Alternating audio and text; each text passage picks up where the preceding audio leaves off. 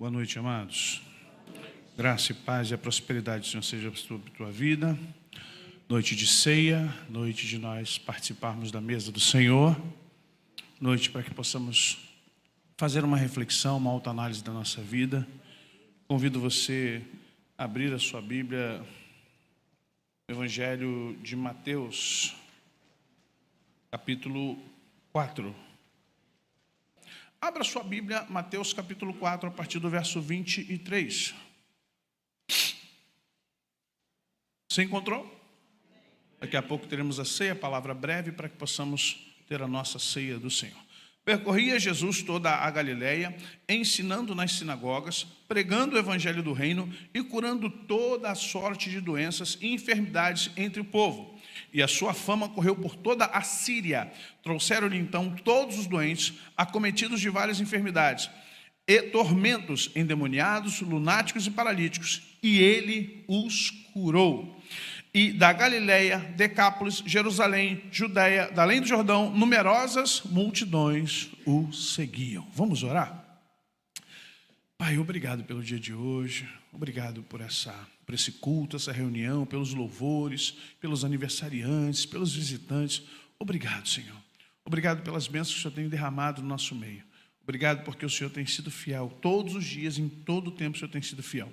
Que nós possamos, no nome de Jesus, Pai, manter isso aqui diante do Senhor, a nossa integridade, o nosso valor espiritual e o Evangelho, que é o mais importante. Fala conosco, ministra aos nossos corações, através do Teu Santo Espírito, nos conduz, nos exorta, nos consola, nos edifica com a Tua palavra. Pedimos isso no nome de Jesus. Amém.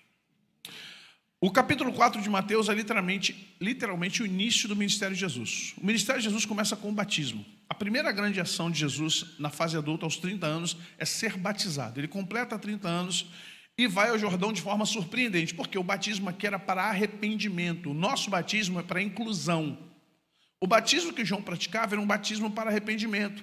Sempre lembrando a vocês, de onde nasceu o batismo? O batismo nasceu da purificação do templo. Como houve a diáspora, todo mundo se espalhou, então não havia mais um templo. Os judeus estavam em todos os lugares, principalmente no Oriente, parte da Ásia Menor. Então, como é que eles faziam? Criaram a sinagoga, que é uma espécie de lugar para aprendizado, igual uma igreja.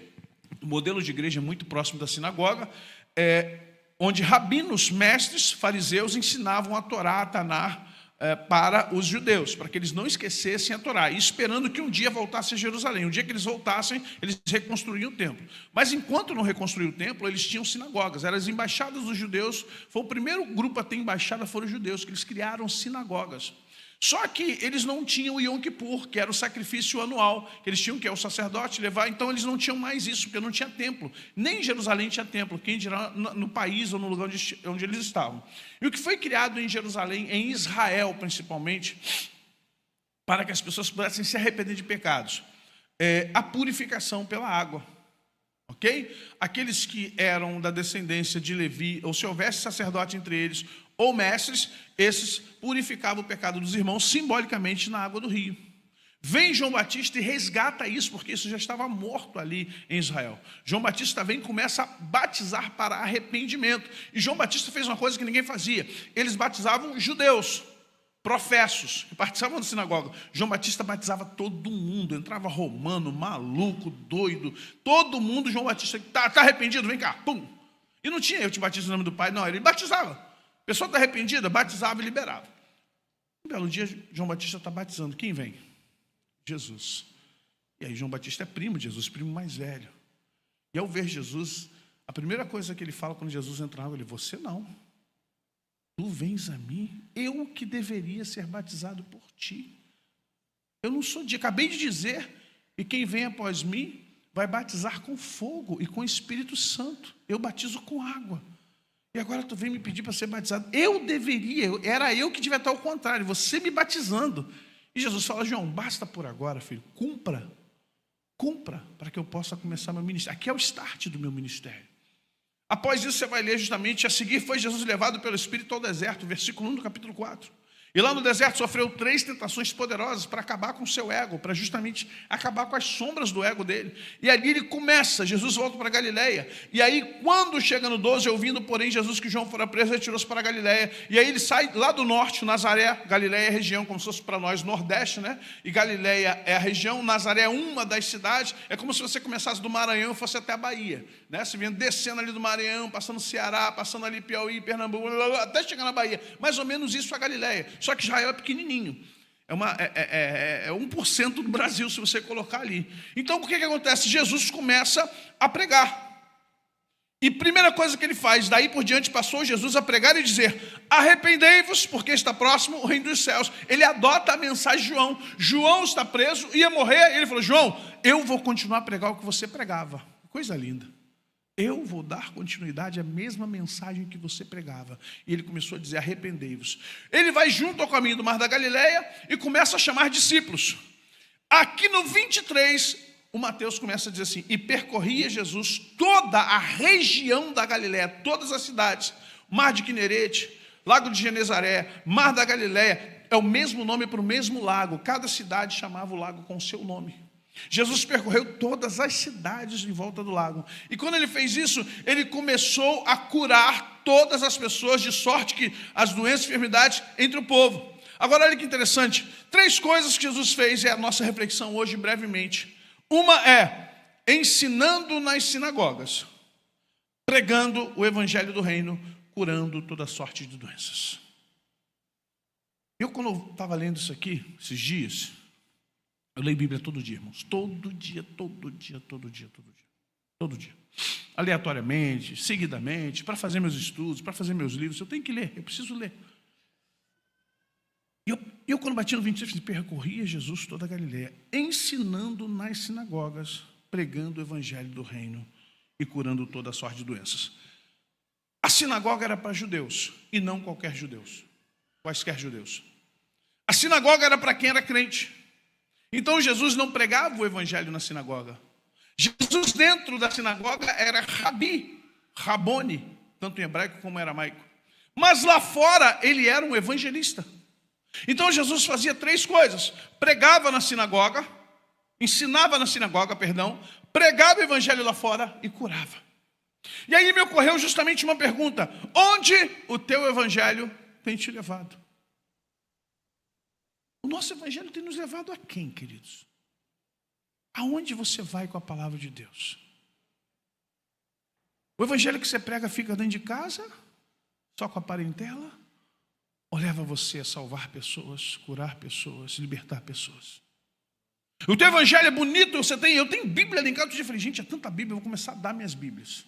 Porque aí você pega a Scofield de Jerusalém, e Anotada, e Pentecostal, e Avivada, e Genebra. Eu falei: Deus, a Bíblia é uma só, estou com muita Bíblia, eu vou ficar com uma só. Mas agora na era de smartphone. Mas eu falei: é tanta Bíblia, pela quantidade de Bíblia que eu tenho, era para ter salvado mais de 1 milhão de almas. No entanto, você olha para você, olha para a sua vida, eu não quero que você responda, mas me pergunta: quantas almas você salvou este ano em 6 meses? Quantas pessoas você conduziu a Jesus em 6 meses? Quantas pessoas você convidou para estar na igreja com você, ou para ouvir a palavra de Deus esse ano? Sabe, nós somos um povo de evangelho egoísta. Que bom estejamos aqui, Senhor. Façamos uma tenda para ti, para Moisés e para Elias. Só que Pedro não sabia que lá embaixo os 9 estavam passando uma perrengue para expulsar um demônio de um menino. Olha lá no capítulo 9 de Marcos. Um pai de um menino que tinha uma espécie de epilepsia, só que ele era endemoniado. A gente vai ver isso no texto. E começou a rodar na mão de um por um. E quando Jesus desce, o pai do menino diz o quê? Rogo-te, Senhor, me ajudes, porque eu roguei aos teus discípulos. Ele explica a situação do filho. E eles não conseguiram, eles não puderam. E aí o homem faz uma malcriação com Jesus. Ele estava, coitado, mas ele estava muito estressado, já estava agoniado, já estava perdendo as esperanças. Se tu podes, porque eu vou espelhar o Senhor pelos seus discípulos. Se tu podes, faz alguma coisa. Jesus, muito bem centrado, cônscio de quem ele era. Se tu podes crer, tudo é possível que crê. Não sou eu que tenho que fazer, é você que tem que crer. E aí Jesus teve que fazer o que teve que curar, porque os discípulos queimaram o filme dele. Os discípulos queimaram o filme de Jesus. Os crentes queimam mais o filme de Jesus do que apresenta Jesus para a humanidade. O primeiro escândalo que aconteceu no Banco Master com o Borcaro foi com pastores. Foi igreja. E não uma só não, 2, 3. Nome grande que vocês conhecem, não vou citar nome aqui de ninguém. E aí você fala assim, como pode? 3, 4 pastores pegando milhões de banco. Que isso? Igreja é banco agora? Alguém me contou, não sei quem, não me interessa também. Eu falei, irmãos, pastor, a minha igreja, presta atenção, comprou um terreno de 6 milhões. E vai fazer uma obra de 60 milhões, porque é sonho do pastor fazer um shopping. Mas eu já conheço igrejas assim, que quer fazer um quarteirão inteiro. Falei, nem pô, Yangshu, que teve a maior igreja do mundo, com 500 mil membros na Coreia do Sul. 60, eu calculei, não sei se vai fazer, se vai conseguir. Mas só de ter a ideia tem que ser internado. Interna. Como assim? 66 milhões para fazer o quê? Não, porque vai ter lojas. Vai ter... Meu irmão, a Bíblia não manda o que eu já procurei aqui. Ide, portanto, fazer uma igreja com a Zinzane, com o McDonald's, com o Burger King. Levantai uma igreja com perfumarias. Fazei para meus filhos lojas da Havaiana, Ortobon. Os irmãos já passam lá para ver se compram um colchão. Olha o pastor fazendo jabá sem ganhar nada na internet. Não, mas eu fico pensando, Jesus mandando, fazei um shopping só para os crentes, shopping dos crentes. Irmãos, os caras não estão vendendo nem para o mundano, que bebe, que fuma, que vai vender para os crentes. Pelo amor do céu. A única coisa que vai dar certo para os crentes é praça de alimentação. Isso aí vende bem, mas o resto... Não, praça de alimentação não dá para falir, não. Agora, loja de roupa, de sapato, o quê? Reserva? Ih, meu irmão, tá amarrado, só que vê o preço já fica nervoso. Já pensou, irmão, sair do culto e entrar na Lacoste? Jacaré ali abre uma boca, meu, te engole todo. Uma camisetinha da Lacoste é um absurdo. É o salário mínimo, tá amarrado, tá repreendido, sai disso aí, irmão. Mas esse é o pensamento das pessoas, o pensamento evangélico das pessoas é essa. Fazer fama, ser conhecido, bombar, botar não sei quantas milhões de pessoas para segui-las. Não é para me seguir, é para seguir Jesus. Não é para seguir placa, é para seguir o reino. Não é para seguir personagem humano, é para seguir o Rei dos Reis e Senhor dos Senhores. É para seguir o Salvador do mundo, é para seguir aquele que morreu por nós, é para seguir aquele que se sacrificou por nós. Mas aí, o evangelho das pessoas estão levando elas a isso, a gurus, a coach. Isso aqui para alguns pastores é brega, sabia? Eles vêm da ceia, embalado a vácuo, as calcinhas apertadas. Vem, irmãos. Todo mundo de... Como é que é o nome da blusa? Não, polo. O pastor chega de polo. Paz, queridos. Né? E apertada. Meu irmão, já está ruim de social, irmão. A pochete não para de crescer. Eu falei, Jesus, tem que fazer alguma coisa aqui. Alan, quando eu te conheci, estava magrinho também, Alan. Viu uma foto do Alan, magrinho, mas é assim mesmo, depois que passa. Meu irmão, quando tu entra no time do aguenta, porque é 40, 50, 60, 70, 80, tu vai embora. É, pastor Vomir? As pochetes, meu irmão, só. Imagina o pastor vindo aqui com camisa apertadinha, jacarezinho, como é que é o pica-pauzinho aqui, irmão, graça e paz, este é meu sangue. Este é meu corpo. Que isso, irmão? Eu te interno. Meu irmão, a gente aqui não é religioso, não. Você sabe que a gente vem para a escola dominical, vem de tênis, vem com camisa polo, dia culto, dia de semana. A gente não vem terno e gravata todo dia. Isso aqui não é... Mas eu creio que a ceia para nós é algo especial. Você, quando vai na solenidade militar, quando você vai na solenidade judiciária, quando você vai na solenidade do Estado, você vai como? De bermuda, chinelo? Você põe a melhor roupa, se alguém colocar lá no convite, lá, meu irmão, social fino, terno e gravata, como é que você vai? Aí na igreja...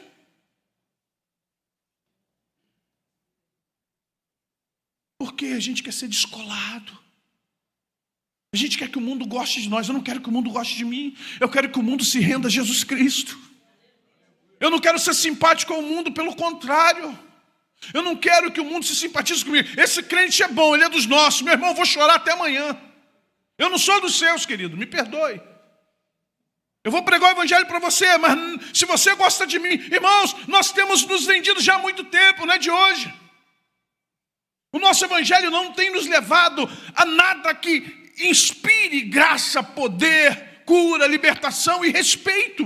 Eu não estou falando que a gente tem que ser super crente agora assim, amanhã eu vou trabalhar assim. Não vou, irmão, tá maluco? O calor desse 600 graus no Rio de Janeiro. Vou botar minha camiseta da empresa, meu tênis, minha calça jeans e vou trabalhar. Não é sobre isso. É sobre nós exalarmos a presença de Deus onde nós estamos. É você conseguir fazer com que as pessoas olhem para você e sintam a presença de Deus na tua vida. Não importa se você trabalha com uniforme, com bota, com turno, se você trabalha de chinelo, de avental, com touca, não é sobre isso. É sobre as pessoas entenderem que o teu evangelho reflete a presença de Deus na tua vida. Jesus ensinava na sinagoga, nós não ensinamos nada a ninguém. Eu falei, eu perguntei, né, quantas pessoas você salvou este ano? Vou fazer outra pergunta, quantas pessoas você tem discipulado este ano? A gente está muito preocupado com a nossa vida. Eu tenho visto o ser humano sempre preocupado assim, ó, o que eu vou fazer, o que eu vou ganhar, o que eu vou conquistar. Redes sociais, quem está curtindo minhas postagens. É hora da gente começar a pensar onde o evangelho de Cristo nos leva.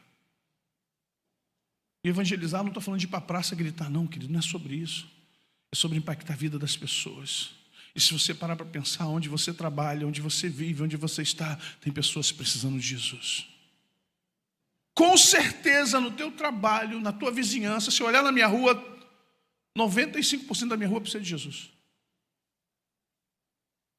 Se você for no teu trabalho, se você for na tua rua e perguntar quem precisa de Jesus, ou observar, você vai ver que uma boa parte, a maioria precisa de Jesus. Se eles precisam de Jesus, você tem Jesus, por que Jesus não é oferecido para eles? Porque estamos preocupados com o nosso. Estou preocupado com as minhas dívidas. Preocupado com as minhas metas da empresa. Estou preocupado, sabe, com o meu vestir, com o meu calçar. Mas alguém falou assim para mim, não andeis ansiosos com o que haver de comer, vestir e calçar, porque essas são as preocupações dos gentios. Olhai os lírios do campo, olhai os pardais, vocês não precisam disso. Portanto, buscai em primeiro lugar o reino de Deus e a sua justiça, e todas essas coisas nos serão acrescentadas. Não ajunteis tesouros na terra, onde a traça e a ferrugem corroem, e o ladrão roubam. Antes juntais tesouro nos céus, onde o ladrão não entra, nem a traça e nem a ferrugem corrói. Mas parece que a gente não ouve isso. Irmão, temos que ser previdentes, temos que ter pé de meia, temos que preparar para a aposentadoria, tudo isso é justo, o próprio Deus quer que você faça isso. Mas entenda, você tem que ter tempo para viver com Deus. Você tem que ter tempo para viver para Deus. Eu não estou falando viver para a igreja, eu não estou falando para você morar na igreja, com Deus, para Deus. Tempo para orar, tempo para ler a palavra, tempo para jejuar. Tempo para buscar presença, tempo para falar assim, eu quero mais experiências contigo. Hoje, se você falar que quer ver anjo, um religioso. Eu quero ver anjo, Senhor. É melhor ver anjo que demônio, viu? Vai por mim. Sei que eu estou falando. Assusta do mesmo jeito no primeiro momento, mas é melhor. Pelo amor de Deus. Mas aí o crente vai orar, como é que o crente ora? Senhor, Pai amado, olha aí, a minha prova, Senhor, amanhã, Senhor. Ah, Senhor amado, eu preciso disso, eu preciso daquilo. Olha o boleto, Senhor. Tu vês de interceder pela paz mundial, você intercede pelo Itaú, pelo Bradesco, pelo Nubank. Irmão, você está pensando, Senhor, olha aí, a minha conta está virada no Nubank, Pai. Ô, Senhor, faz um milagre. Querido, Preste atenção no verso 24. E sua fama correu por toda Jerusalém. É isso que está escrito aí na sua Bíblia? Hã? Não é Jerusalém, não? Mas a Síria faz parte de Israel? A Síria é um país vizinho ao norte, que inclusive em algumas épocas foram inimigas entre si. Em algumas épocas até controlou, dominou e escravizou Israel, não é isso? Ah, da mulher Ciro-Fenícia que veio atrás. Ah, agora eu estou entendendo. E a sua fama correu por toda a Síria. O que Jesus fazia saía das fronteiras. E na hermenêutica correta do texto, trouxeram-lhe. Estão falando de quem? Da Síria ou da Galileia? Da Síria. Trouxeram-lhe então todos, não alguns, todos os doentes, acometidos de várias enfermidades e tormentos, endemoniados, malucos, lunáticos aqui, entenda, malucos e paralíticos. Ponto. O que está escrito depois do ponto? Quantos? Judeus ou sírios? Sírios. Quando o evangelho que você conhece se transformar no evangelho que você vive, o poder de Deus vai romper fronteiras da tua rua, da tua casa, dos teus vizinhos, dos teus amigos. Não é você que vai mais atrás das pessoas, são as pessoas que vão vir atrás de você. Não é você que vai perguntar, vamos lá na minha igreja, elas vão aparecer e brotar do nada aqui te procurando. Não é você mais que vai falar, poxa, nunca me visitou. Ela só, estou indo visitar a tua igreja amanhã, hein? Amanhã eu estou lá, hein? Pode me esperar que estou chegando lá. Qual o dia de culto mesmo? Qual o horário mesmo? Estou indo lá. Mas não é por causa do pastor, não é por causa da igreja, é por tua causa. Não é por causa do pastor, não é por causa da igreja, é por sua causa. É porque você provoca isso nas pessoas. É porque o evangelho que está em você está rompendo as fronteiras da sua família, está rompendo as fronteiras da sua casa, está rompendo as fronteiras do condomínio, está rompendo as fronteiras da sua rua, está rompendo as fronteiras do seu bairro. E as pessoas, elas estão sedentas de Deus, elas só precisam de uma pessoa que represente Deus de verdade para elas. Por fim, e da Galileia, Decápolis, Jerusalém, Judeia e da além Jordão, ele vai descendo agora. E além do Jordão, passando para o Jordão, numerosas multidões, não eram numerosas pessoas, multidões, plural de uma multidão. Numerosas multidões, pequenos grupos ou numerosos grupos seguiam a Jesus. Pastor, vamos colocar a igreja, um podcast para a igreja. Vamos colocar a igreja, vamos bombar na internet com a igreja, vamos apresentar vários vídeos da igreja diariamente. Eu, quando vou para pregar em algumas igrejas, sem citar nomes, tem um grupo de mídia. A turma que vem com câmera para lá e para cá, filma todo mundo e tal. Aí, tem hora que até você se assusta, né? Você está pregando aqui, você olha aqui, tem uma câmera na tua cara. Opa! Uma vez quase expulsei o rapaz, pensando que era um demônio. Ele vai de reta. Eu falei, desculpa, irmão, de preto, no escuro. A igreja é preta, escuro, o cara de roupa preta, com a câmera preta, olhando para mim. Peraí, irmão, tu não para. Só a cara branca? Imagine. Eu estou aqui, não vi, ele chegou igual um ninja atrás de mim. Quando eu olhei aqui para o lado, pastor, imagine, pastor. Então o camarada caiu na tua cara assim. Sai, Satanás! Aí eu falei, não era Satanás, não.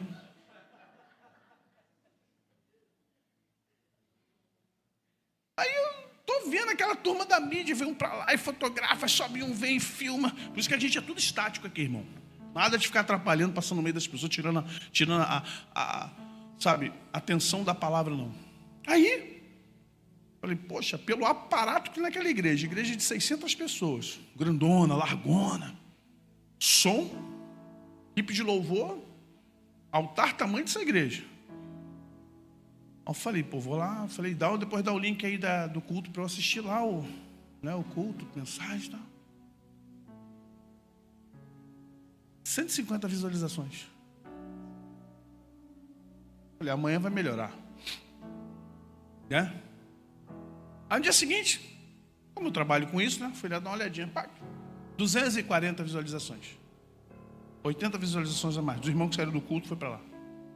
Meses depois, 350 visualizações. Aí eu abri a nossa igreja. Celular, iPhone. Pendurado aí, e uma câmera lá atrás. Ponto. Um pessoal que é chato pra caramba no chat. Não estou ouvindo nada. Irmãos, eu amo vocês. Mas tem dia que tá demais. Tem uns irmãos mala. Estou ouvindo nada. A imagem ficou ruim. Parou. Irmão, a gente não controla a internet. Não temos esse poder não. A gente é fiote. Ainda não conseguimos, sabe? A região aqui está braba. Nós somos legais. Nós somos legalistas. A nossa internet é de chip. Por quê? Porque é de chip. Porque o que tem aqui é gato net. Não, pastor, está em CNPJ.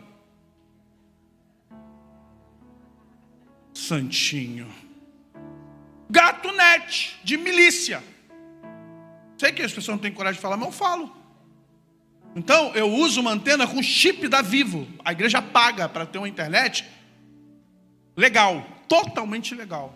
Aguardando a do Elon Musk. Complicado, ficamos na forquilha agora, que o Elon Musk também não é uma criatura tão agradável, mas legal.